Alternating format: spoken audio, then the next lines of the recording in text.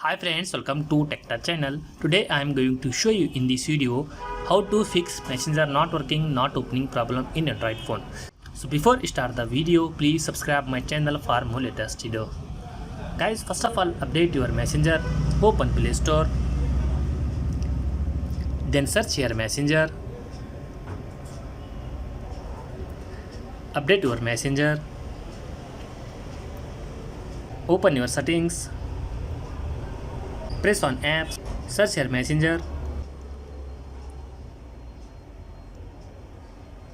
press on force stop, press on force stop, press on storage, press on clear data. Before clearing the data, read this sentence: these apps data will be permanently deleted. This includes files, settings, databases and other app data. Then press on OK.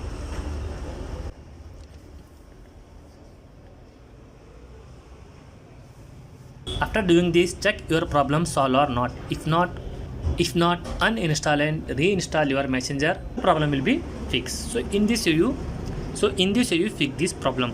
Thanks for watching, friends. Hope like this video. If you like this video, please like, share and don't forget to subscribe my channel.